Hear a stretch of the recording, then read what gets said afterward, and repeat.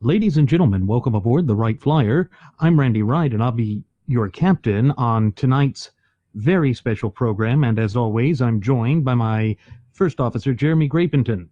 Folks, this will be the final boarding call, so if you please, claim your seats, fasten your seat belts, kick back, relax, and enjoy the show while Jeremy and I go ahead and delve into the pre-flight checklist, as there really is a lot of news and information to get to before we may fully indulge you with your in-flight entertainment. Well, folks, we just got off of a conference call with Free the Delegates, and boy, do they have a lot of interesting information to tell us and share with us with respect to the shenanigans that went down at the Republican National Convention there in Cleveland, Ohio. They were the delegates that were there. They talked about the Gestapo-like tactics that were utilized by the Trump camp in order to silence people and to even threaten to kick people out of the party if they didn't go along with Trump.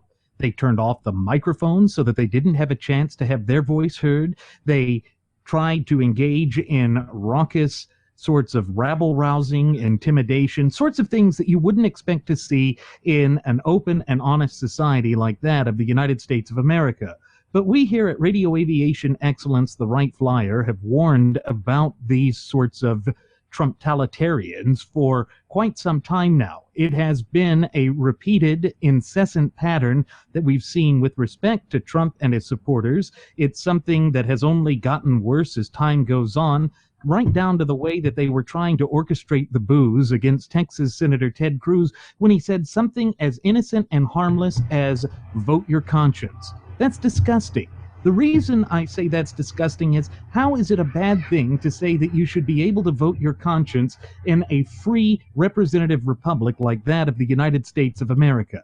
It shows that Trump has no idea about what a proper representative Republican form of government is.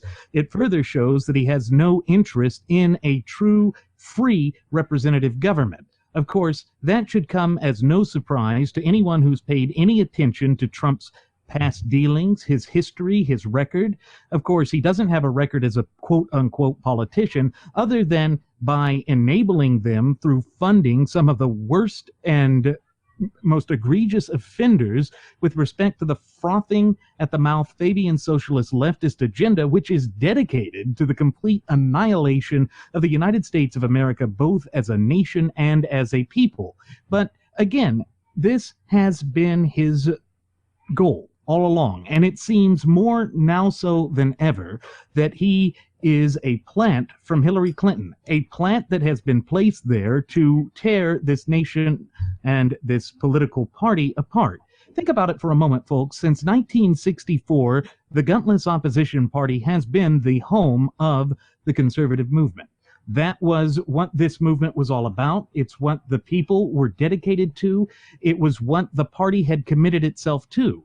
This is Trump attempting to hijack the conservative movement, to irreparably harm it, to fundamentally transform it, to use the type of language that Barack Hussein Obama reiterated in front of the cameras of the graduates of Pavlov School of Journalism for the salivating mainstream media back in 2008. Remember, he said that we were just 5 minutes away from fundamentally transforming the United States of America once and forevermore.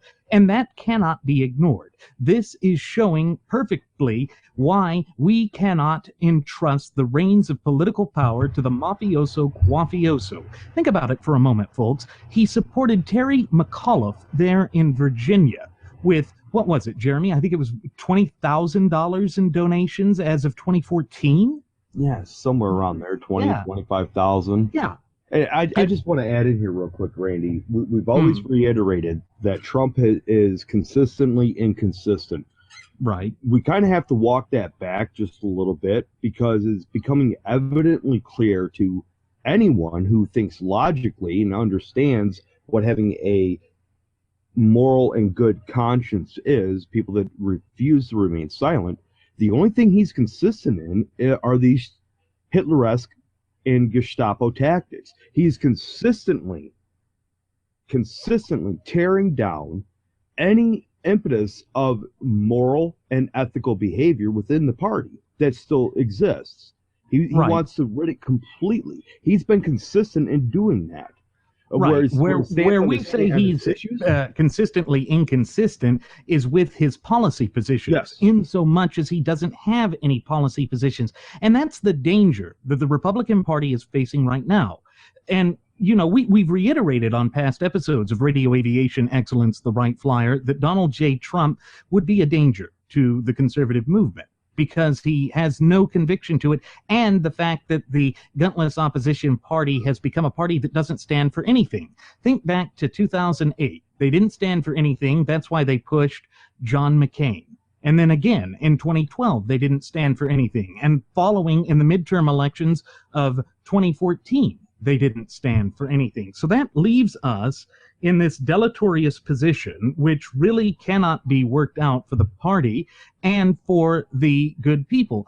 And so that brings us to Trump and his followers just attacking this whole notion of being able to vote your conscience. They act as though that is some hardline stance against the will of the people.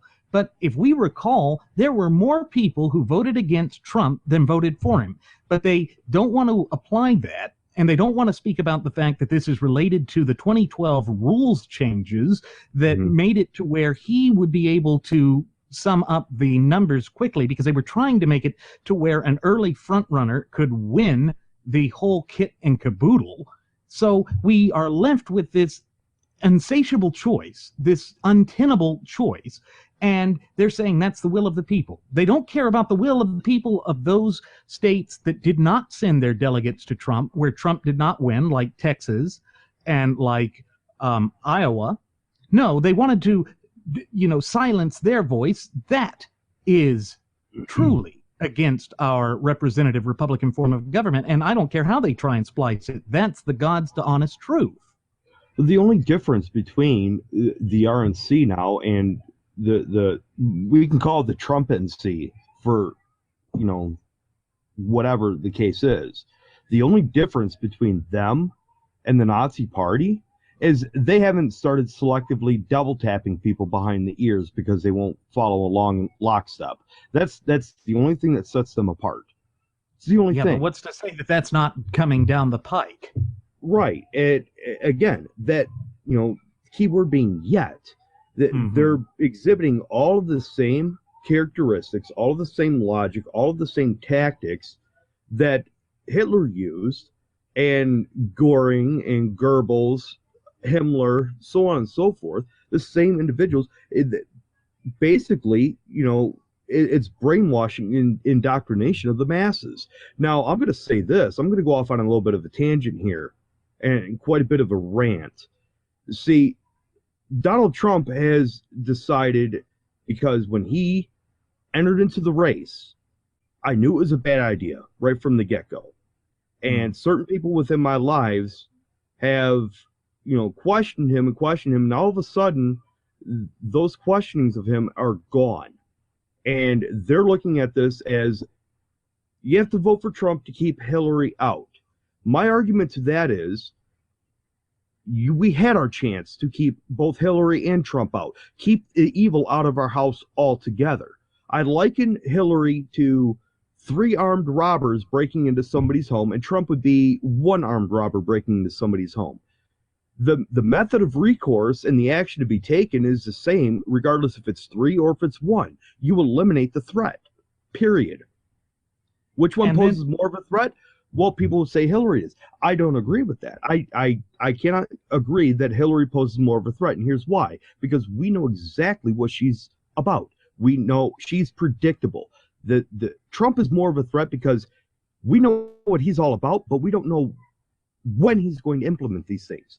He's unpredictable with his timing, and that's the thing. And I'm going to say this about Trump. You pissed off the wrong individual. I'm going to tell you that right now, because the way I look at it, with you entering into the race, you've basically assaulted, insulted, and destroyed my family. You absolutely have. And see, this is the thing, this goes all the way back to the fundamental roots of what this country was established on. One of the key principles is the family unit. Since you have divided families, you have divided this country at its very core. You have made it divisive and balkanized amongst family members. Mine especially. And guess what? And it's also doing it to the national family. Because if you think about it, if you don't value the Constitution, how can you be for a nation? That's why I always disagree with what the frothing at the mouth, graduates of Pavlov School of Journalism for the salivating mainstream media say when they proclaim that Trump is some sort of a nationalist and populist. Yes, he is a populist in so much as he wants to destroy everything that currently exists. But there's got to be more in the arena of American politics. And what they have done has literally pit American citizen against American citizen, or family member against family member. And we saw this last in really the American Civil War. That was the last time we had this kind of divisiveness. In fact, the last time we were this divided was in 1860, the year before the war between the states, or as it's known in the common vernacular, the American Civil War. That is a dangerous position for the United States of America to find itself in, and Trump has been leading the charge of this sort of divisiveness. He has been the one that has been pushing this with his vulgarian style, with his hatred of anyone who stands up against him, and guess what? He's already now turning back and attacking Cruz, his father, for allegedly being involved with Lee Harvey Oswald in the assassination of JFK. What sort of problem is this? And that brings me to a challenge that I have for the people that are pushing for a tyranny of false unity. How can you have unity when he continues to attack our own after he has secured the nomination? That speaks volumes about who he is and what he's trying to achieve. And that brings me to this lesser of two weasels argument. Here's the thing. Step right up, folks. Would you rather be shot and killed through the left eye or shot and killed through the right eye? That's the lesser of two evils. That's it. That's the argument there, and it does not work. It has never worked, and it's what led us to this untenable situation. It's diametrically opposed. Let's apply that situation back at the founding of our nation, because see, it wasn't just the British Empire and the crown that we rebelled against. We rebelled against them. See, it's the tactic of taking down the bully. Okay, you get into a fight and you've got 3 or 4 individuals that are ganging up on you. You had Spain, you had various other different countries, the British crown, all looking to carve up a piece of American pie, or colonial pie at that point, to where we saw no choice but to take out the biggest individual first. See, we didn't succumb, we didn't give in to any other entity. We stood on our own. We didn't want to side with a lesser evil than the British Empire. We sided on ourselves. We sided with ourselves, and that was it. We combated all forms of evil. That's the same thing. If we would have chose to stand with and unify with the lesser evil known as Spain at that point in time, half this country would be speaking Latin. Or Spanish. Yeah. Or Spanish, true Spanish. So, that's the whole thing. Now, going back to with Trump and all this, here's a prime example of his flagrant, malicious balkanization attacks of further dividing or trying to snuff out any light of conservatism or constitutionalism that still exists in this country. He's trying to raise $20 million for a super PAC to prevent Ted Cruz from being reelected as senator. Why? Oh, that's right. He thinks he's above the law. That is illegal for him to do that. He is utilizing a presidential campaign to raise money to be used for something else outside of that presidential campaign. That is illegal. It violates election laws.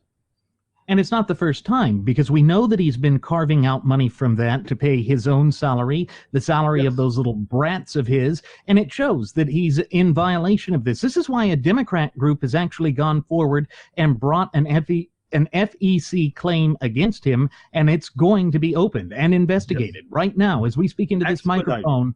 That's what they said. They're going to expedite it and push into it. But I want to point out something here to all of those who try and say that Trump is somehow better than Hillary. Remember that there have been emails that leaked out that showed that the DNC was actually working against Vermont Senator and self-avowed socialist nerd face, boing me, Sanders, the flying saucer. I like drinking people's sauce as long as I don't have to pay for it. They were going after him, trying to prevent him from getting the nomination. Well, guess what? We're seeing that there is similar types of chicanery going on with the RNC, with Rinse and Repeatus, and that shows that there really is no difference. How can you argue that there's a difference when they are both acting in a way that is arbitrary and capricious against the full foundations of our representative Republican form of government? And of course, folks, this goes back to something that we have so oft times reiterated on previous episodes of Radio Aviation Excellence, the Wright Flyer. It ties into this whole notion that when we divorce ourselves and distance ourselves from the natural law tenets that form the bedrock foundation of our country, as well as the clear and concise language contained within the four corners of our shared United States Constitution, that's when you start to see this type of vile corruption. And that's the thing. The Republican Party has shown that it is no less corrupt than the Democrat Party. There is no so-called lesser of two evils or two weasels in this election. Both are there. Both are going to try and raid the hen house, and think of the hen house here as your fundamental and inalienable God-given rights that were endowed to you by your creator, the God of nature.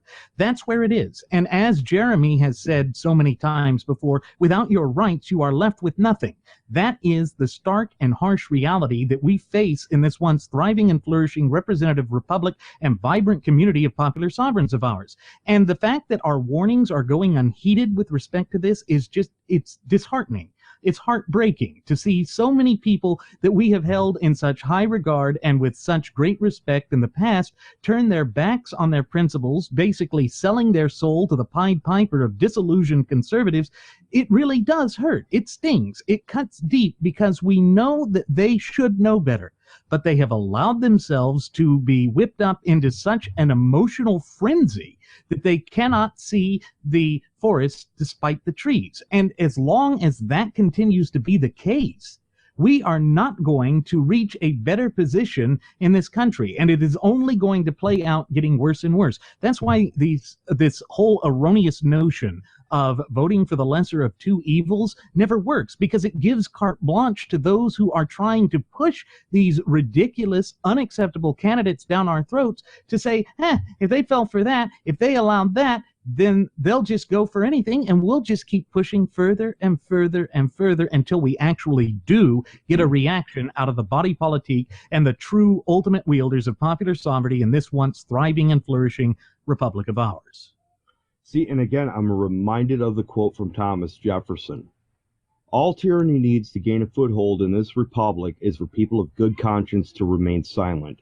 And again, remaining silent means abandoning your principles, not standing up for your principles. If you're willing to forsake your principles and forego them and negate them because you feel compelled, because you're afraid of the other potential danger that's there, again, it's a danger that's diminished. We know what Hillary is all about. We know how to combat her. We've seen history play out. And if people would just pay attention to damn history, we would see that there's an easy way to take care of this. People are worried about her stacking the court if she gets elected. I'm going to tell you folks right now, Donald Trump cannot beat her. He cannot win against Hillary Clinton. She has more patience than anybody I know. And the simple fact that she will use that patience as a strong suit for her. People are perceiving her patience as being weak. That's the wrong thing to do. I don't care if she stacks the court, because again, the Supreme Court has no authority to enforce anything that they put into play, any ruling they make. They have zero authority, none. So instead of being afraid of Hillary, why not say, yeah, you know what, that's nice, you know, you look kind of scary, but bring it on. because we can beat you and we will beat you. That's how it works. But when you throw somebody in there like Trump, and he brings along all this emotional baggage, everybody wants to talk about, creating all this crap that goes on, all these preconceived or ill-perceived notions of white guilt and, homophobia, xenophobia, Islamophobia, all this other crap. Well, you know what? Trump has brought on another one. Constitution phobia. It's people are afraid of the Constitution. And he's afraid of the Constitution because he doesn't see any value in it. Right, and he said that repeatedly. He said that repeatedly. And that's projection. No value in the Constitution, and it's more than mere projection. It shows that he was someone who's moving into the movement to try and hijack it, which is what we have been warning about for 11 and a half months now. And that's true. He has been trying to hijack this. He's been trying to redefine it to fit his means. Remember, he wanted to call the Republican Party a workers' party. He wanted to transform it into a workers' party, much like the National Socialist German Workers' Party or the Fascist Workers' Party in Italy. That's what we're facing here, folks. It's a repeat of the 1930s. And again, this is why history is such an important teacher, because it will guide us through this to know how to predict how he will act. That's why I get so mad at a lot of the Lion Branch Trumpidians who sit there and say that his past statements bear no meaning on the modern society, because they sit there and they say that he can change and that he has changed and that we're just not allowing that or looking for a perfect candidate. First and foremost, we know there is no such thing as a perfect candidate unless it was we ourselves personally running. And that would only be for ourselves. It wouldn't be for anyone else. But right. It brings up something with respect to the press that surrounds itself with Donald Trump. Some of the Lion Branch Trumpidians that came out and said that what Ted Cruz did at the convention was betraying the oath that he made, this pledge that he had signed that was forced upon them by rinse and repeat us. Well, let's actually analyze why that had to even come about. It was because the mafioso Quafioso himself had threatened to run as a third-party candidate if he did not secure the nomination. In fact, that was probably the little plan that he and Hillary had worked out when he had that mysterious incognito phone call, or rather a covert phone call, with Bill Clinton on May 23rd of 2015 before he threw his quaff in the ring officially in July of that year. And it was to infiltrate the Republican Party. They thought that surely he wouldn't get the nomination, because surely the Republicans would have been smarter than that, but they played it perfectly. They allowed him to come in at just the perfect time. And yes, I'm going to lay a lot of the blame for this right at the feet of the detente wing of the Gutless Opposition Party, or GOP, because it was their unwillingness to listen to the will of the American people, or at least the base of their party, by saying they were going to stand up to Obama, but they never did. That led to this type of anger and bitterness that just became rampant. It became blind rage and fury. And remember, we've warned that blind rage and fury just allows you to become easily manipulated by these frauds, these con artists, these snake oil salesmen, these carnival barkers like Donald J. Trump. And that's where we are. He has carried out this hostile takeover of the Republican Party. And to think, Jeremy, these people were actually saying that because Cruz went up there and stood his principles, that they were acting like quote-unquote jackasses, and that's okay, and that's why Heidi deserved to be threatened to the point where Ken Cuccinelli had to escort her out of the convention floor for fear of her own safety.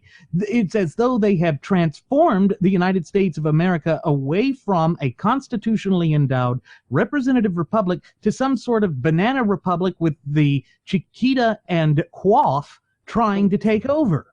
That's where we are. Let's look at something else here. You know, with the blind rage and the fury. That is the projections, and when I talk about projection, and yes, it goes deeper than just mere projection with Trump regarding the Constitution, because he sees no value in it, but he's projecting his own fear onto his supporters and followers. And this blind rage and fury is a manifestation of that projection, is exactly what it is. Because, see, they don't know how to cope with the fear, So they resort to their natural instinct of anger and fury, being, just unadulterated anger. I mean, they have people so twisted up in this. Individuals like Tommy Lahren. Tommy Lahren, it seems to me like she's, a quite capable and bright young lady. However, she's a driveling moonbat when it comes to what her remarks were with regard to Ted Cruz telling people to vote your conscience. He was speaking in a general sense of, if your conscience tells you to vote for Trump, then vote for Trump. He was saying that not to disparage or dissuade people from voting for Trump, but to get people to vote their conscience up and down on the ballot. Stick to your principles. If your principles dictate that Donald Trump is the guy for you, then vote for Trump. That's how this works. That is what an open and free and honest election is. But see, her remarks, she took it completely out of context, completely took away from it, decided that she was going to attack him, call him an idiot and a buffoon, because he's telling people not to abandon their principles, not abandon themselves, and cast their vote and exercise their rights. Now, why would you disparage somebody telling you to do that? If Trump came out and told people to vote their conscience, everybody would clap. You would build and the say wall. How magnanimous he is. Right. But see, you have been talking heads like Tommy Lahren and various others that are saying, Charles Krauthammer, a.k.a. Mr. Cabbage Banger, that I call him. Shut up. Shut up. Why don't you stand up for your principles, Krauthammer? Why don't you stand up for your principles? Why don't you stand up for the principles of everybody else? And that's the thing. What we see with these Lion Branch Trump videos is the reason they are so threatened by that call to have somebody vote their conscience is because deep down they know that no one with a conscience could vote for the mafioso quafioso. And of course, force them to look bad. Sure. But as we've said before, nobody has the right to tell you how to exercise your right to vote. And that's what Cruz was essentially saying. Cruz stood up there and was defending the Constitution, was promoting the Constitution, doing what he's done his entire life. And that brought the heckles, the boos that were, of course, orchestrated by the mafioso quafioso on the convention floor in Cleveland, because he couldn't stand that. He couldn't stand that this man wouldn't grovel at his feet. And that's the thing. The reason the Trumpsters are so bitter and angry about this is they wanted him to basically bow down and kiss the imperial ring. But if you stop and think about it, that is not American. That's not what we do. We don't dip our flag to royalty. We don't bow down to anyone, because we understand that the natural law tenets, which are by their very nature timeless, say that we are the popular sovereigns, and therefore we don't bow to other sovereigns because we don't recognize their alleged superiority over us. But that's what Trump wants. Trump is trying to come out and show that he is a superior. That's why he says that he's the only one that can stop ISIS. He's the only one that can end all of the internal strife that is afflicting this nation. But if you really go back to the foundational roots of the United States of America, you will find that the only thing that does that, per the design of our shared United States Constitution, is we the people. We the people, in our capacity as the true ultimate wielders of popular sovereignty, are the only ones that are rightfully and endowed by God with the power and authority to carry out that type of saving the country. So if you want to see the saviors of this country, I suggest you look in a mirror and stop looking for some messianic figure to come down from Providence on a quaff-shaped cloud, dropping rainbow-colored dandruff to try and make sugar canes just grow wherever he goes, and being covered by quaff news. That's just not going to work. And by the way, quaff news is suffering right now. Roger Ailes has been pushed out over these claims of sexual harassment, but you notice that it still hasn't changed the push for Trump, who has a child rape case going forth in the federal courts. He's still got the Trump University fraud case going before the federal courts. And yet this is who Rinse and Repeatus wants us to have. This is who Rinse and Repeatus went out of his way to promote on that convention floor. And really, if you think about it, it's designed to push conservatives out of the party. That's what these lying little jackwads have been trying to do in election cycle after election cycle. They're sick and tired of conservatives refusing to support somebody like Mitt Romney, somebody like John McCain, somebody like Bob Dole, and Donald Trump. It's the worst of them all. And that is the truth of the matter. And so what they want to do is prevent us from closing our primaries so that we could prevent a hostile takeover of the party like what we've encountered in this 2016 election cycle. But then they went so far as to cover up the fact that there were Trump delegates threatening that Utah delegate just outside of the restroom who was not going to vote and support him. They were threatening to kill her and her family. That is un-American. I'm going to go out on a limb here and say that is un-American. And if this happened during the time of our founding fathers, they would have rounded up those Trump delegates and tarred and feathered them. Yes. Now, there's a caveat to this whole thing, too. See, Cruz has been placed in a catch-22. Yeah. Because he didn't endorse Trump, and he came out and gave a speech about voting your conscience, sticking to your principles, adhering to the Constitution, so on and so forth. They're using this to try to destroy him. Hence, the Trump PAC and Super PAC to prevent him from being reelected, so on and so forth. But if he would have acquiesced to that, they would have said, see, not even Ted Cruz is conservative enough for anybody. They would have used that against him to destroy him. As far as I'm concerned, Cruz did the noble thing and the honorable thing. In fact, he's the only individual that ran for president this go-around that had any honor whatsoever. And other than Carly Fiorina. Other than Carly Fiorina. And people want to say, well, Cruz was an honorable because, he came out and attacked Trump on this, and this. Well, here's the thing. If you have a problem with Cruz attacking Melania Trump, Malaria Trump, the check thumper, if you have a problem with that, why don't you go back and look at the whole impetus on how that started?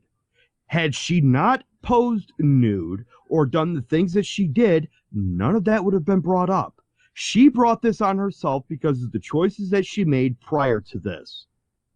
And let's not forget that it was an unaffiliated PAC that was not affiliated with any particular candidate that pushed.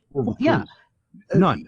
That pushed it. And so, again, that's the Lion Branch Trump Vidians refusing to accept the truth, refusing to go along with anything, and trying to spin it in a propagandistic fashion. But if you recall from the tenets of propaganda, or the principles of propaganda put out by Joseph Goebbels, the propaganda minister for Adolf Hitler and the Nazi Party, he said that anything that you do to put out there as something that's in favor of you must be boomerang proof.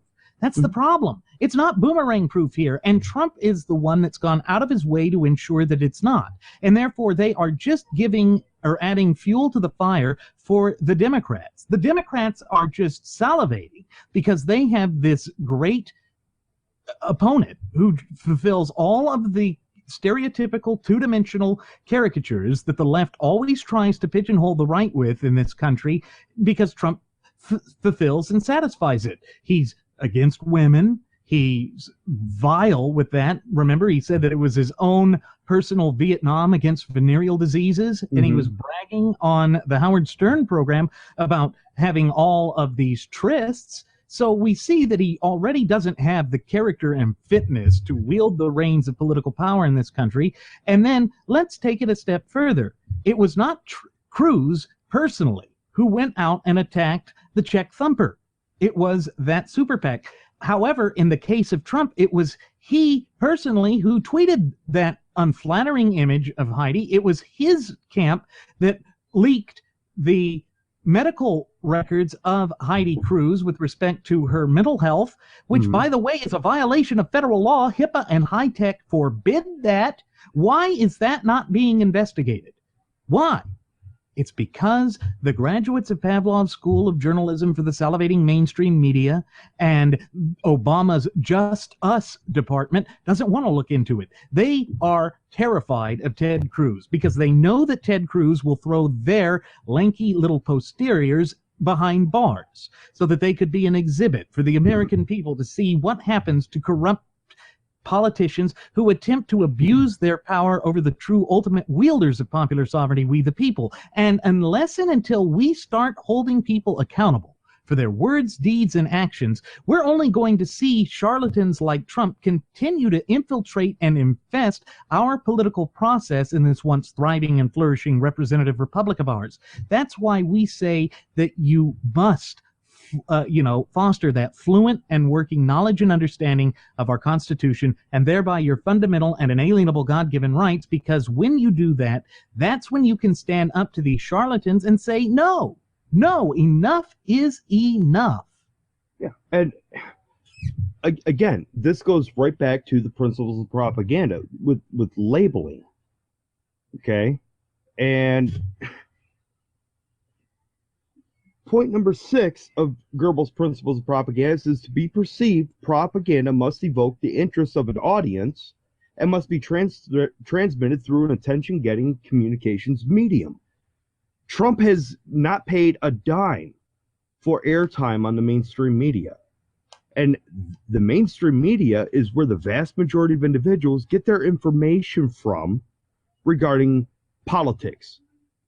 Fox News, CNN, MSNBC, so on and so forth. So when he is holding more time on those airwaves, perpetrating this, making these slanderous and defaming remarks, all while telling people exactly what he's going to do, but shrouding it in like a gold-covered, cow pie that they just pick up, yum, tasty, I love pie. Just take a big old bite of it. I'm just going to follow Trump, and it's that way I can get mad Trump disease. Because that's what it is. Foot and mouth disease. Yeah. And clear or whatever. But yeah. They don't understand it. Let's look a little bit further down the list on the principles of propaganda. Point number 9. Credibility, intelligence, and the possible effects of communicating determine whether propaganda materials should be censored. Oh boy, that's a big one. Yeah. That's a big one. And basically, if you have an enemy that you're faced with, your opponent, if you diminish their credibility, and you do it with a set of perceived intelligence, and remember, the intelligence level at this juncture with regarding to individuals that have foregone their principles, they've abandoned them, and they do nothing more than worry about getting their bills paid and jobs and the economy, all of these things which have no relevance within this election because the Constitution has been thrown right out the window. And without the Constitution, none of those things would even exist or even be good and in proper working order.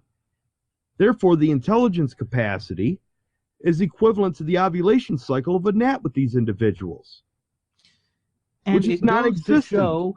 Which goes to show that what we're facing is an orchestrated attack where constitutional compositionists are facing attacks not just from the left, but from their own party. Because their own party, based on the very behavior that they showed on that convention floor during those 4 days of terror, just demonstrates how far determined they are to push true constitutionalists out of the party. Remember, they waited until the part of where he was saying, God bless America and stand up for our Constitution and our values to boo. That's what it sounded like, that they were booing God, that they were booing the United States of America, that they were booing the greatest social compact or contract that has ever been devised by the hands of men, yet divinely inspired by providence above. And that's what it comes down to, folks. That's why you see so many of Trump's most vocal acolytes have such a visceral reaction whenever you mention the Constitution to them.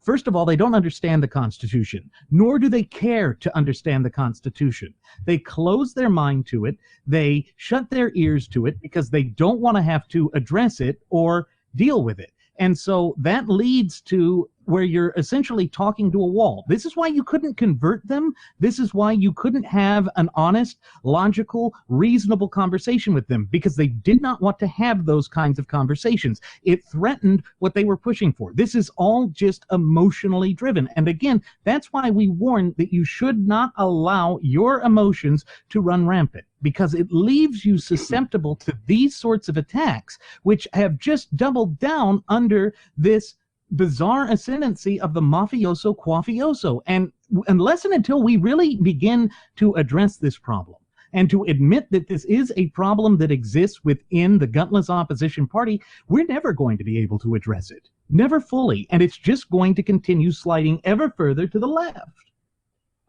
But I have another point of Goebbels' principles of propaganda that ties right into this. Surprise, surprise.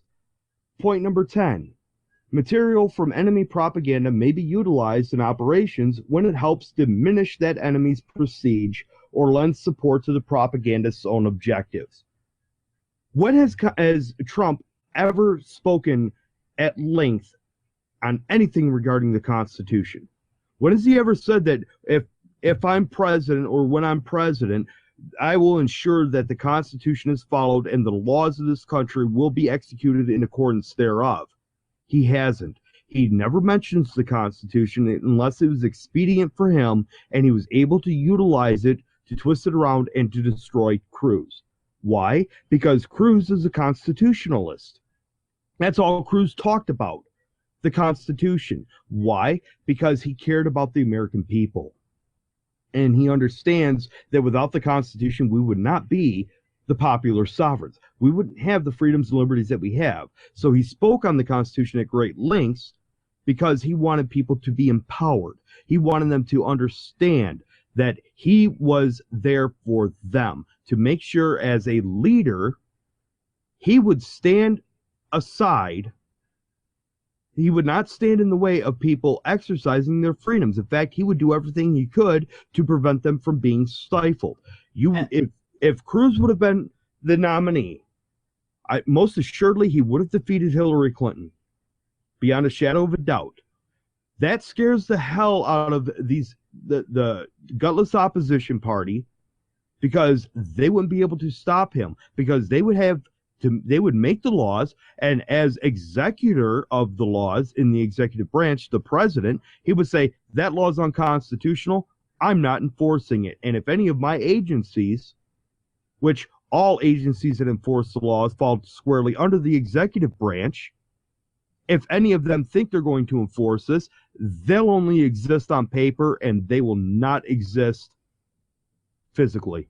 Period. And that's what makes this election cycle so tragic, is we had the opportunity to remove the chains and shackles that have been binding the true ultimate wielders of popular sovereignty, we the people. And, you know, it just goes to show that what they are trying to do there is to orchestrate a scheme against the American people. Why? Because, as Alexis de Tocqueville said, that anyone who embraces any flavor of socialism is just pushing a new age form of feudalism. Mm-hmm. And it's because they want to micromanage the facets of our daily lives. From cradle until grave, that's what they wish to accomplish. And you see, that works against us. That's why it's always been that they're trying to strip power from us, that they're trying to work against us, and that has never once done anything to advance this nation or to put this nation in a better position. But with Trump, we see that he is trying to show that by going out and being a vulgarian, breaking all of the political rules, they're now trying to say that that's the way to win an election. I know that the graduates of Pavlov's School of Journalism for the salivating mainstream media want to sit there and say that this is the election cycle in which we cast aside conventional wisdom, but it's not going to work that way in the general election. We already see that the numbers for the mafioso, quaffwaffler himself are not good. They are not working well. In fact, he is the weakest candidate or nominee in living memory. We have never had a Republican this weak before. And so that is actually working against the best interests of the American people. But think about it. If you were going to be a plant for Hillary, a shill for Hillary to hopelessly divide the gutless opposition party for generations to come, would you have acted any differently than Donald Trump did? And of course, that's a rhetorical question, because we know that the answer to that question should be both open and obvious. Because what Trump has done is he has pulled out all the stops. He has tried to pit the various factions at the base of the party against one another. And if you think back to George Washington's warning in his farewell address from the presidency, he was trying to say that if you broke into competing factions like this, whether it be a political party or whether it be factions within a political party, you lose sight of the greater picture.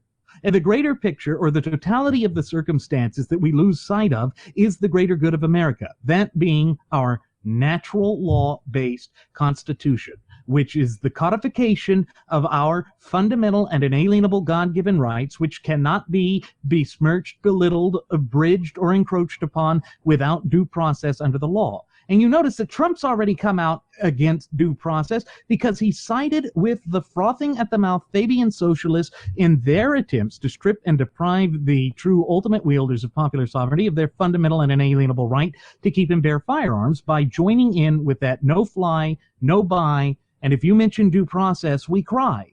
Okay. In fact, they even went out on the panels of the media there and reached an olive branch, hell, a whole olive tree to Trump, and that's what we saw. Yeah, yeah. And remember, Randy, back in the 80s and 90s, and even in 2000, I think it was actually 2000 or 2004, Trump was asked, you know, do you see a leader? Well, I don't see a leader right now, you know, any party that could do it. And then the interviewer asked him, you know, well, if you did have a leader in mind, who would it be? He says, well, I think I could win. He says, I know I could win. He says, I don't go into anything unless I you know, have the inclination of winning. But see, that is such a load of bovine excrement, because Trump doesn't plan on winning the presidency. He never did. What Trump meant by winning is completely something totally different than what people understand it as. See, Trump is only in to win things for himself, meaning that if he throws this presidency, and it's like I mentioned, you have a heavyweight championship fight boxing match in Vegas. You have Trump in the red trunks, and you have Hillary Clinton in the blue trunks. Trump throws the fight. Hillary wins the presidency. Trump makes out with a couple of $1 billion. And of course, that's what he does, because he only cares about money. Right. You see, and that's as he showed on that interview with Megyn Kelly, when he said that if he lost the election, that it would just be a colossal waste of time and money, not that it would harm the American electorate, not that it would harm the American people. That shows us right there what his actual concern was. And it's not with anything to do with the Constitution. It has nothing to do with what the American people deserve or what the American people were striving for. And that's why it's so heartbreaking to see the Lion Branch Trumpidians just embrace him as though he's going to fulfill all their desires. And again, it's because they have projected their own self-worth and value onto Trump. But that's not going to work for him, because he's not going to fulfill any of the promises he's made. And that's why we have warned on Radio Aviation Excellence, the Wright Flyer, so long about Trump, because we could see it. We could see it because we saw what the man's past statements were. He's trying to set this up as if it's some reality TV program. And it's another reason why I get so mad at people who say, well, he's such a great businessman. Well, you can't run the United States of America as a business. I'm sorry, you just can't. Our fundamental and inalienable rights are non-negotiable. They're non-delegable. They should never be placed on the bargaining table. But that is a road that Trump is unwilling to cross, because he's already stated emphatically that everything's up for grabs, everything's negotiable. And we've seen in his own past dealings of attempting to violate the Fifth Amendment's prohibition against unlawful taking without just compensation, which is eminent domain that was only meant for public use, to then try and get private embetterment from it, enrichment from it, we see that that's a violation of the system. And of course, all of the Trump-vidians are going to point out to the Kellogg case and say, but look, the Supreme Court precedence is already set on this issue, that was allowed. You know what? The Supreme Court really cannot go against the Fifth Amendment. And the reason I can say that is look at the clear and concise language contained in Article 6, Clause 2, what is known as the Supremacy Clause. It states in no uncertain terms that the United States Constitution itself composes the supreme law of the land. Therefore, anything that is directly contrary to the clear and concise language contained within the four corners of the Constitution is void ab initio. That means it is not binding from the beginning. It is invalid from the beginning. But this is not what the Lion Branch Trump-vidians want to hear. They're just going to suffer from their acute ostrich syndrome, shoving their head so far up their posterior that they think they see sunlight at the end of a tunnel, and it's just a disastrous place to find the United States, because we're losing our national character, heritage, spirit, and identity, and Trump can't fix it, because the only ones that can fix this are we, the people. I want to point out something else here, and with regard to all of this,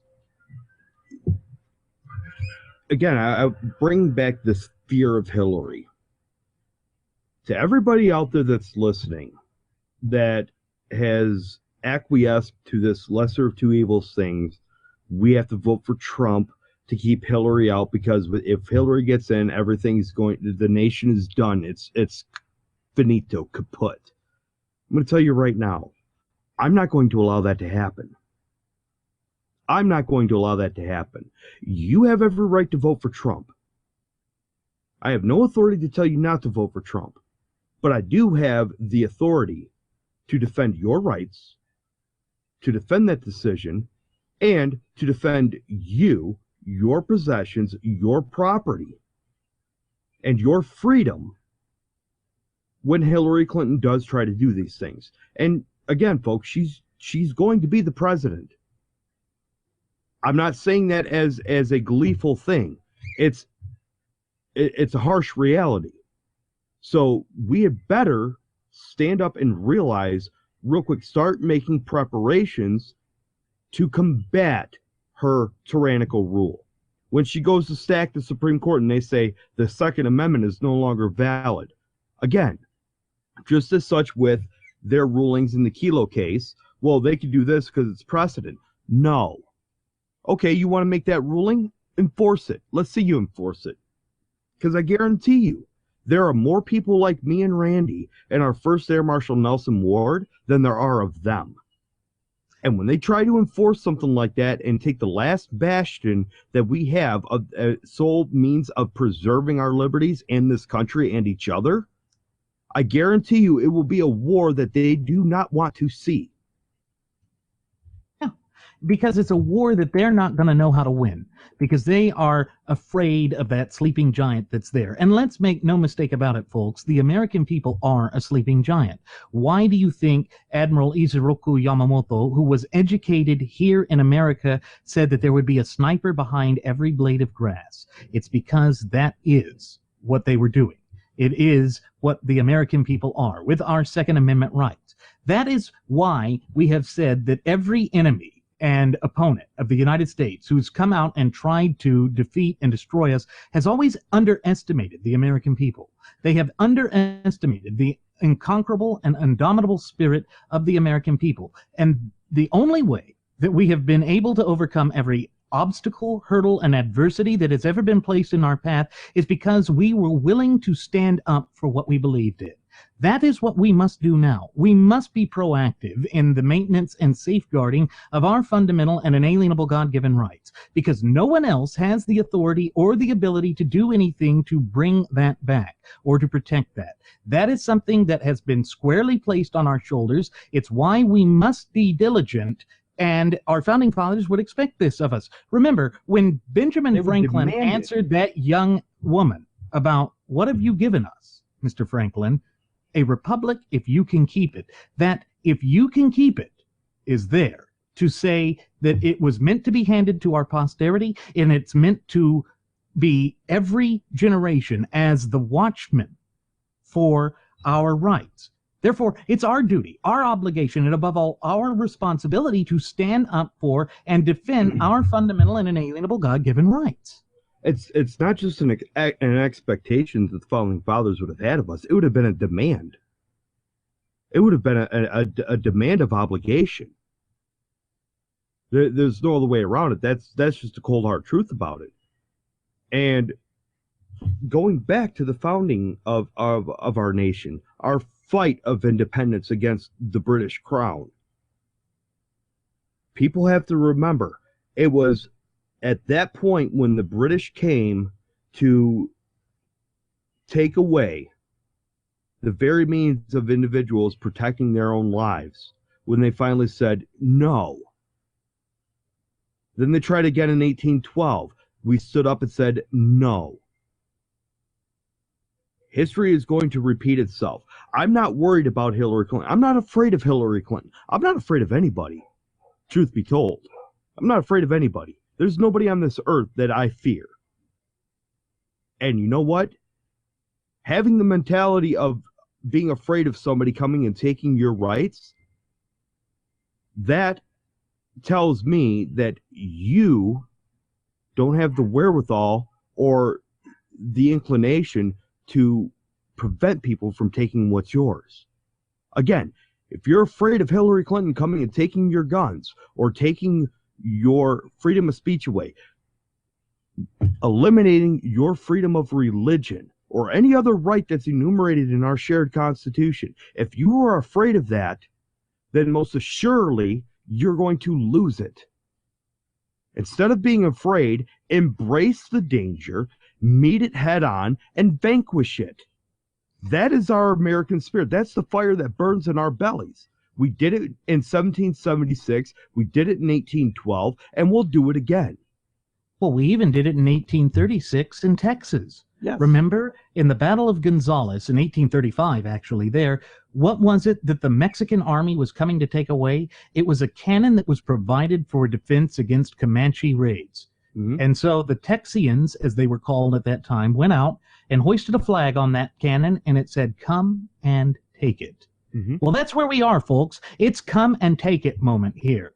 And the thing is that what we're facing with these two choices of the mainstay political parties is the titular face or flip sides of the same coin.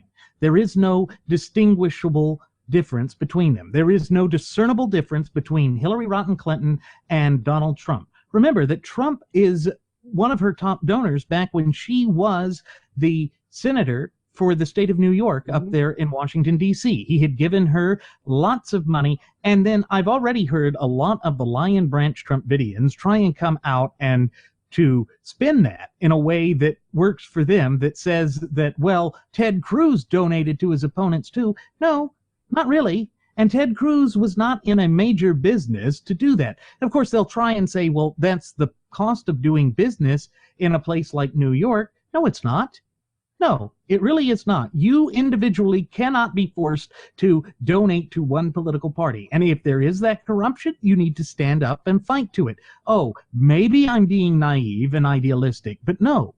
If you don't stand up and fight these things, if you don't stand up for what really matters, for what you truly believe is important, then you are not doing anything to help yourself. You're not doing anything to promote our fundamental and inalienable rights to the up-and-coming generations, and indeed those generations which have yet to be born. And so our founding fathers would look at us and say, why the hell have you not acted yet? Because we all know that they would have acted 10 times over by now. The intolerable acts were far greater than were far less, rather, than what we are facing right now. The amount of taxes that they were facing are far less than what we are facing right now. And so it again goes to show that if we become complacent and if we sell out our principles and values, what are we left with? we would be left with nothing, because then the government would have carte blanche to just march over all of our rights, to take away all of our liberties, to tell us when we could live, how we could live, what we could drive, what we could eat, what we could do. That is the ultimate power that they wish to have. It's an Orwellian nightmare in its scope and application when you stop and think about it, because what they want is that power, as Alexis de Tocqueville said, to be New Age feudalists. By being able to control the daily facets of our lives, they could then control everything. And then they would carve out a special niche for themselves. That's what they want. They want to be able to tell you what to do and then not have to follow it themselves. It's that type of immovable caste system that they're hoping to establish here in the land of the free and the home of the brave. And we just cannot tolerate, nor can we accept it. I have to go back to Principles of Propaganda by Joseph Goebbels yet one more time. Point number 15. Propaganda to the home front must prevent the raising of false hopes, which can be blasted by future events.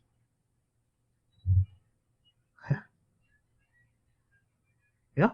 That is profoundly core-shaking and shattering.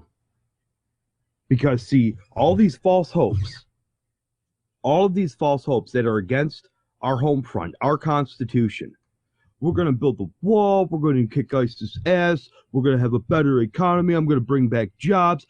All of those things are irrelevant. They are irrelevant in the grand scheme of things, because people have been forced, by way of taking on that false hope as a sense of security, they are negating their principles and forfeiting their liberties. Now, and we can't afford it. Is this preventative of being blasted by future events? Absolutely not. This is why it is not boomerang proof. Because all of those false hopes, again, here is the boomerang being thrown back at them. You do not have a good economy, one that flourishes without the Constitution. You do not have secured borders in a secured nation without the Constitution. You do not have the means of battling terrorists and defeating them without the Constitution. You do not have the means of living your lives as a free, ultimate wielder of sovereignty without the Constitution. And the way that they're running that in the delegates and in the convention, it ties back into all of this. It ties back into that dark shroud of things that they're trying to foist upon us, because ultimately it comes down to power and control. They are acting in a corrupt fashion and in a corrupt manner to try and force their own aggrandizement. So you see, it's not about the true ultimate wielders of popular sovereignty. It's not about restoring this nation to great things. And again, I have to go back to when Trump was on Megyn Kelly's show, and when he professed that if he lost the election, it would just be a colossal waste of time and money. Why was there no mention of the American people? I know it may seem strange that I'm harping on that, but there's a very specific and important reason as to why I do so. Because when you stop and think about it, the president is supposed to be the representative of all the American people. He is supposed to be, yes, the highest office in the land, but that is the office of a public servant. It's not an office for somebody who's never had anything but servants and butlers. And that's the thing. It's not that it's about being purely wealthy or not being wealthy or being of a specific class. If you recall, equal protection under the law shows that what we are supposed to be in the United States is a nation of laws and not of men. In other words, the law is supposed to be applicable in an equal fashion, irrespective of what your rank and socioeconomic status are. In fact, the Constitution goes so far as to ban those things as being quintessentially un-American. But for some reason, and I am going to posit that as this grand cabal of the frothing at the mouth Fabian socialist leftists, their allies in the graduates of Pavlov's School of Journalism for the salivating mainstream media, and their allies who have been the historical revisionists and the various other socialists or social Marxists who have infiltrated our institutions of higher education and learning from coast to coast and border to border, have worked to wipe that out of the American society. That's what the fundamental transformation of the United States is about. It's to replace us, to make us more docile so that they can then meld the United States of America away from being a constitutionally endowed representative republic in which we are the true ultimate wielders of popular sovereignty into some Fabian socialist dystopia and a nightmare of an Orwellian epical scale. You know, this may seem redundant and boorish to some of our listeners, but again, I have it up in front of me, and while you're speaking, I'm going through the list, the principles of propaganda, and wouldn't you know it, the rest of them also apply to this. And I'm going to read the points, and I'll tell you exactly how they apply. Point number 16, again dealing with propaganda to the home front, it says it must create an optimum anxiety level. Propaganda must reinforce anxiety concerning the consequences of defeat.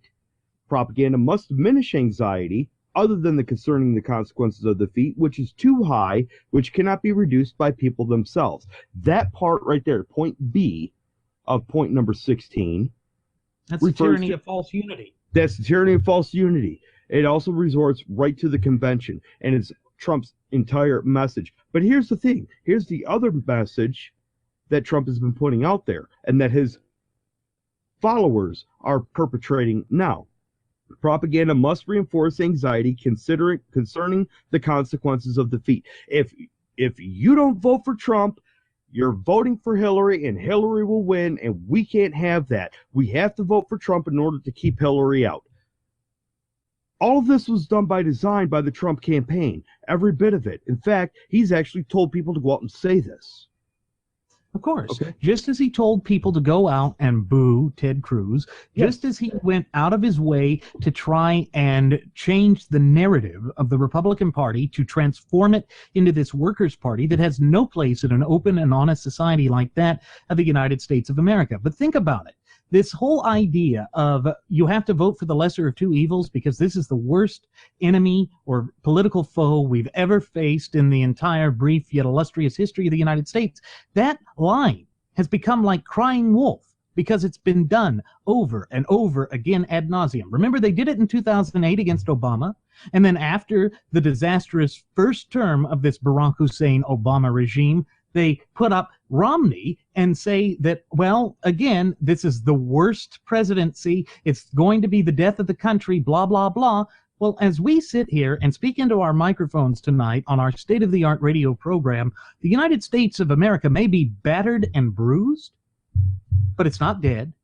The Constitution's still there. In fact, Obama has come out and admitted before that he really has had trouble getting around the Constitution. And you know, it's funny that that's the case. It's the same thing with Joe Munchkin and Chris Murphy, who were there trying to protest our fundamental and inalienable right to keep and bear firearms. Munchkin actually said that this due process was killing them because they couldn't get around it, that was a part of the law.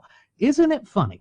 Because that shows the Constitution working as it was originally intended, as it was always intended to run, to protect and defend our fundamental and inalienable God-given rights. And it's why I get so upset when there are people, both on the left and the right, who say that the Constitution is some quaint or antiquated document, or we need to apply modern interpretation to it. Because that's going down the line of, well, it's a living document. No, wrong, incorrect. The natural law tenets, by their very nature, that form the bedrock foundation of our shared Constitution, are timeless. They're just as applicable today as they were 235 years ago, as God willing they will be 235 years from now. And therefore, to say that it's antiquated or that we should interpret it to modern standards, no, that does not apply. In fact, that goes against the language not only of the Ninth Amendment, but it goes against the language of the preamble to the Bill of Rights, as well as Article 5 in the Constitution, which allows you to have the amendment process. Remember that an amendment is considered to be just as valid a part of the Constitution as if it had been there at the original ratification of the document. That's why we have the Article 5 convention process. And you see, they want to ignore and deny that and to just say that we need to go around it because they know that they don't have the votes to have the full will of the people prove to have it because they say it's too arduous. Well, it's meant to be. I have a question, Randy. All right. All these people that say if Hillary gets elected, and since you mentioned the Second Amendment, they're more worried about their firearms. Their Second Amendment being completely eroded away. How is she going to do it? That's my question. Now, their answer would be, well, she's going to stack the Supreme Court. And again, my rebuttal to that is, okay, they can make a ruling. Let's see them enforce it. See, what people don't understand is their fear is dictating their logic because they don't have the logic of understanding the Constitution. They don't have the understanding of knowing what the separation of powers is within the Constitution. They don't get that. They think because it's a court, the court makes a ruling, it's binding arbitration and law. No, not with the Supreme Court. See, they say, well, Hillary's going to stack the courts and take our guns away. How? How is she, first of all, where is she going to be able to, if she can stack the courts all she wants, but the thing is, in order for the courts to even hear a case, there has to be standing. Good luck with standing. Oh, that's right. That's where that pesky due process comes back into play. Yeah. And you've also got to consider here that there's one thing that Hillary really has that Trump does not, that she would be concerned about a legacy. Trump, he's so unpredictable. He's been so inconsistent in his own statements. He doesn't care how that might come back and harm him or haunt him. He's never really once cared what people thought, and so that makes him more dangerous. Hillary, she is always running to the polls to govern. She would be like Bill Clinton. Mm-hmm. And remember that, yes, Bill Clinton got the assault weapons ban through, but he didn't try to push any further than that because the polls turned against him. That's what you have to keep in mind. She is going to be cautious because she is so patient and meticulous. She is so calculating. And right now, particularly when we have all of these national security threats that we do, people are not going to want to give up their guns. That's why you have seen this exponential increase in the amount of firearms that are being purchased in the United States. People understand that right now, this government is not going to stand up and protect them, and it's indeed not even the duty or obligation of the government to truly do that. And so what it comes down to is people are doing what they're supposed to do. That is the way that a free society, an open and honest society like the United States of America works. But this fear-mongering that has been foisted upon us by the gutless opposition party in successive election cycle after successive election cycle, it just isn't working. It's not enough just to say that, well, Trump's not Hillary, or Hillary is going to stack the Supreme Court, or Hillary is going to have her way with things. Here's the thing. Trump has said that he would use and continue Barack Hussein Obama's extra-constitutional abuses of the executive privilege and order and power, and that means there's no difference. Literally speaking, there's no difference, except that a Congress with Hillary, even if it's just a minority, would still fight her, would still stand up and fight her, whereas if it was against someone of their own party, sure, you'd have one or two, maybe a handful that would stand up, but the rest of them are going to sit there and say, no, we need cohesive unity. And guess what? That, too, would just work against the party, against conservatism, because they would go to the graduates of Pavlov's School of Journalism for the salivating mainstream media and say, looky, looky, looky, the conservatives, the GOP, they're still so divided, and it's clearly the conservatives' fault. That's why you have obstructionism against Trump himself. That's a major danger that we are facing right here, right now. That's why Trump is more dangerous than Hillary Clinton. And that danger is also his downfall, because Hillary is going to use that. You've divided your own party, and not even your own party can stand together. How are you going to get the entire population of the United States to stand behind you as president of the United States? Yeah. He's not going to be able to. Guess what? right then and there, Hillary will not have to say another damn word for any other debate because of that. Mm-hmm. People are going to look at that and say, she's right. The Republican Party, the GOP, it's completely divided. They're fighting amongst themselves. They're tearing each other apart. If they're willing to do that and they don't even hold the office of the presidency, God forbid what would happen if they did get into office. Oh, geez, now we have to keep Trump out, so we're going to vote for Hillary. And then, you know what? It's going to snowball from there, because then they're going to look at it and apply this whole thing, which Trump did against Cruz. Cruz was labeled as a politician by Trump.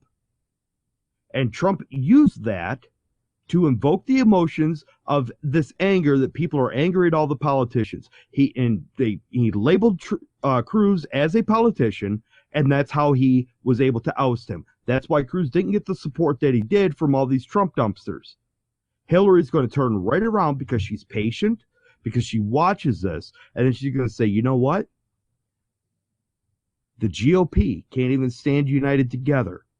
How can they even run this country? Furthermore, not just the presidency, but let's look at Congress. And guess what?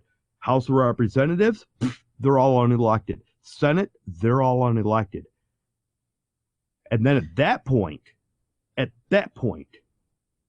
she stacks the courts. At that point right there will be the tipping point that I will actually call 1776 Part 2. Because when Article it comes to that, 6-2 or fight. Article 6-2 or fight, because at that point, and that's the point that people should be worried about. But here's the thing. It's not my fault. It's not Randy's fault. It's not our first Air Marshal Nelson Ward's fault. It's not Ted Cruz's fault. You know whose fault this is? It belongs on the people who have abandoned their principles because they're looking for their emotions to dictate their logic. It is their fault. They will be the ones that give way to that tyrannical regime coming into power. And yet they're still blinded by this. Oh, we have to keep Hillary out, so we're going to cut our nose off to spite our face to keep Hillary out. That's their downfall. It's their burden to bear. It's their responsibility. And you know what?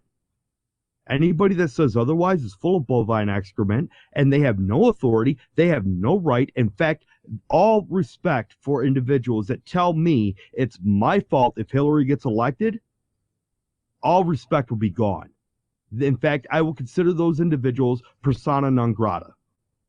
And that's the thing. They have been just so frothing at the mouth to carry that out, much like the frothing at the mouth Fabian socialists. And this is why we say that they have applied Saul Alinsky type tactics and strategies against Cruz and his supporters. And, you know, they're still running out there saying that Ted Cruz gave us Obamacare.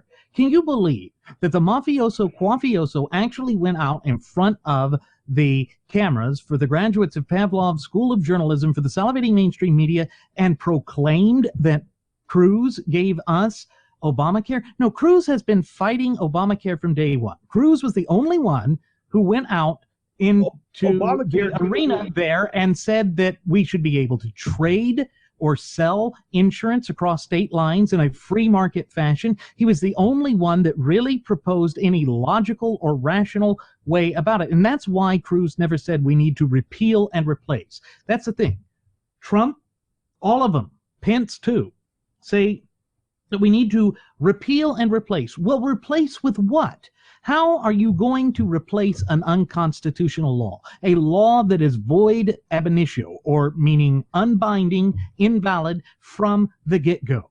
That's the thing. You can't. You cannot legally, logically, reasonably do that. But they don't care, because it always comes back to that one rebuttal that they have reiterated ad nauseum during the primary process, and now that we're gearing up for the general election, again, they continue to just reiterate this time and time again. Yeah, but Trump. Yeah, but Trump. Yeah, but we're going to tar and feather you if you keep doing this. Because what you are trying to do is to strip and deprive us of our fundamental and inalienable God-given rights. You may not even consciously realize it, but you are. And again, it's as Jeremy said, the blame will be yours to bear and yours to bear alone. Again, that is why it falls upon we, the people, to proactively maintain and safeguard our rights. But the Lion Branch Trumpidians are running around trying to hire the arsonist that set this brush fire that is threatening to destroy the entire societal fabric of the United States to put it out. Why would you turn to the very arsonist that created the problem? That's the same thing that socialists do. You know, it's the socialist government that sits there and starts the problem, creates the problem, and then rather facetiously comes out and says that they can fix it. That is where we are. I have another question, Ray. A couple of questions, really. When did Ted Cruz become a United States Senator? Back in 2012. Back in 2012. When did Obama actually start to transpire and take place? Obamacare, 2009, 2009. And it So came into law in 2010. Three years. So it was actually signed into law 2 years before Cruz even became a senator. Now, see, this is how divorced and dilapidated the American populace is with understanding these things. They can't even put together the simple timeline that Obamacare was signed into law 2 years before Cruz even held political office. But yet, they're going to sit there and believe what the lying Trumpidians say, what the quaff waffler says. Oh, Cruz gave us Obamacare. How? He wasn't even in politics. He wasn't even holding a seat. But yet, they want to believe it. Why? Because of their damned blind rage and raw emotions and stupidity. Oh, but because Trump says it, it must be so? Really? And it comes down to another thing that they try and say. You know, they sit there and attack Cruz for defending his wife and defending his father. They sat there and they said that that was petty, that he wasn't putting the country before everybody else. But if you actually listen to the heart of what his speech was getting at, he was saying, vote your conscience, up ticket and down ticket. Don't stay home. Vote to protect our hold on the Senate, our hold on the House, and if you find that it's necessary to vote Trump, then do it. You see, that's the disconnect again, because Trump is sitting there trying to mallet these words to mean something that they didn't. And when you have people like Lush Bimbo going in front of his gold tinfoil covered microphone saying that Cruz was wrong and that Trump was right to go out and attack Cruz, his family, again in the press conference immediately following the Republican National Convention there in Cleveland, Ohio, that shows that we have betrayal just running rampant in the so-called conservative punditry and commensurate. And that must come to an end, because it is diametrically opposed to the values that we hold near and dear in this once thriving and flourishing representative republic and vibrant community of popular sovereigns of ours. So how do we overcome this? By holding people accountable for their words, actions, and deeds. And here's the thing. I'm going to make the very distinct separation between righteous anger and justified anger and raw, blind fury and rage. These individuals want to say that, well, Cruz isn't endorsing Trump. Well, you know what? That's fine. That's fine, because A, he has the right to vote for whoever he wants to vote for. That is his constitutional right. And when you're trying to say that he doesn't endorse Trump and he's not going to vote for Trump, then he's a traitor to the United States. What those individuals are doing is they are creating a title of nobility. They are violating the law themselves just by speaking those words. Yeah. Now, on the flip side, justified anger, righteous anger.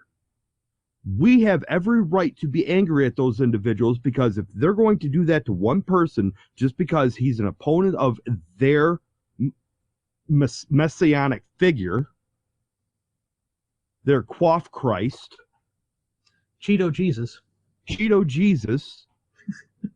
I like that. Yeah. They're in the wrong. This is what it means to be willing to be held accountable. You have the right to vote for whomever you want to vote for. Cruz was not telling people to not vote for Trump. He was not telling people, don't stay home, don't vote for Trump.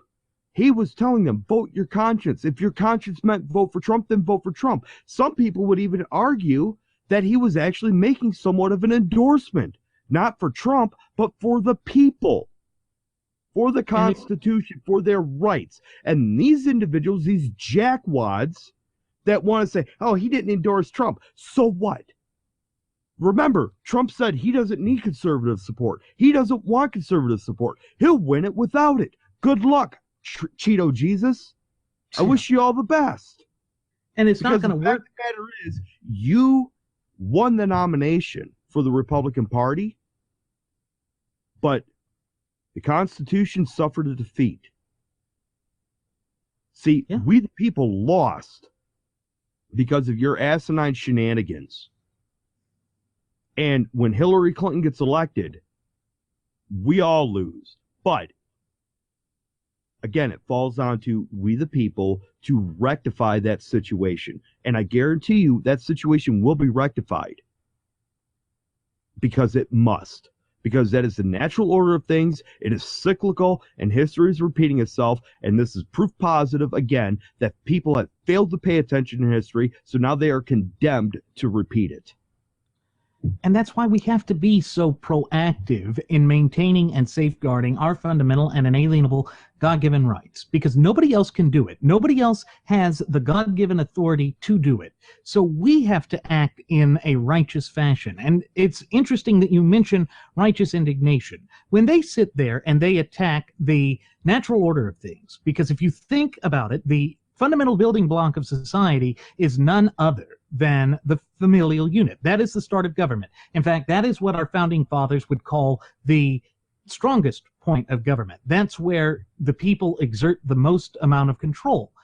But Trump was going against that. Trump was violating a code of civility, a code of decorum that has been sacrosanct. Yes, a code of honor that has been sacrosanct in this country going back to our inception. And we see that those who are pushing for the mafioso quafioso just do not care about what we hold near and dear in this country. And that is playing out to this sort of divisiveness that we have seen just run rampant. That's why we are also seeing this civil discourse just disappear on us. It's because we are allowing these sorts of shenanigans to go forth. And nobody's holding anybody accountable anymore because of the twin cancerous doctrines of political correctness and moral relativism. And that has worked out time and again to our detriment, both as a nation and as a people. It is high past time that we do start holding people accountable. And that is what Ted Cruz did when he went out onto that convention stage and gave that speech. Yeah, and he put himself out there to be held accountable, first and foremost. Because, again, he was placed in a catch-22 situation. Either drop to his knees and kiss the imperial ring of the Cheeto Jesus, or take a stand against him and offer himself up to be held accountable to the people. See, either way, we knew that the leftists and the fascists and the communists, they were going to try to eviscerate him every step of the way. If he bowed down, as I mentioned before, they would have used that to show that he was weak, he can't be trusted, he caves just like everybody else, so on and so forth. It would have disbanded him from the conservative and constitutional movement. But because he stood against all that, he took the high road. See, this is something my dad's always told me. You have to be magnanimous to take the high road. Well, you know what? A lot of people don't even know what the high road is. A lot of people can't even see the high road because when they come to that high road, instead of rising above the lesser of two evils and all this other stuff, they perceive the high road as being kind of a middle of the road type thing. They surely know that. They surely know it comes down to it being that moral relativism Yes. and all of these politically correct doctrines that are symptoms of the problems that are facing the United States led to that. It led to the American people not knowing how to distinguish between right and wrong anymore. And believe it or not, that is intentional. These frothing at the mouth Fabian socialists are doing that intentionally because that is how they will achieve their goal of incrementally transforming the United States of America from a constitutionally endowed representative republic into some unacceptable, unrecognizable Fabian socialist nightmare and dystopia. And as we have so oft times reiterated on past episodes of Radio Aviation Excellence, the Wright Flyer, we just cannot allow that to come to fruition, because the longer we allow this to fester, the much more difficult it is going to be to overcome these obstacles and hurdles that have been placed in our path by these people who are deliberately trying to destroy America. And yes, folks, I am going to throw Donald Trump into that category, because Donald Trump has been going out of his way to attack not his opponents, not the Fabian socialists, who should be his opponents. No, he has spent the vast majority of his time attacking people that are in his own alleged party. That goes against everything that would work towards this true unity. And it shows why all of this pushing for so-called unity is nothing short of a tyranny of false unity. That's why we have warned you about it, because it is dangerous, it is real, it is there. And unless and until we begin to address that, we are going to continue to see the United States be in the grips of this death spiral, and it is going to increase exponentially. It will accelerate at an exponential rate. Now, with that said, Randy, it is time. I'm going to take it one step further with regarding with him attacking people within their own party. He is deliberately attacking we the people. Of course he is. Now, with that said, it is time for us to begin the descent. I'm going to go ahead and send the flight attendant back for one last round of alcohol. She will use intimidation if you refuse that last round of alcohol, but you can just push her out of the plane. Yeah, she likes that. Yes, that said, folks, I'm your Captain, Randy Wright, and I want to thank you for choosing to fly the Wright Flyer. As always, I've been joined by my First Officer, Jeremy Grapington. We invite you to leave any questions, comments, or concerns you may have either here on our YouTube page, our Google Plus page, or our Facebook page. And on top of that, we invite you to follow us on Twitter with the Twitter handle @RadioAviationEX. That's @RadioAviationEX. And there you will find our departure board that lists our personal Twitter accounts, our Cafe Press account, which we'll get into in a second, and our Blogspot account that has audio blogs. But on the Cafe Press account, you can show your pride and loyalty with all sorts of goodies. Well, yeah. And our flight attendant will help you with those too, eventually, if we allow her to. Right. You know, hats, shirts, hoodies, sweatshirts, even undergarments, folks, robes, whatever, license plates, covers, and also her favorite, her cherished favorite, one thing that keeps her employed, are drink glasses and shot glasses. And she really loves them, especially when she fills them with a rich rye, bourbon, or whiskey, so she can see her reflection, because she's the only one that would actually acknowledge it. Right, folks. Thank you for choosing to fly the Wright Flyer. We'll see you again next time. Do take care.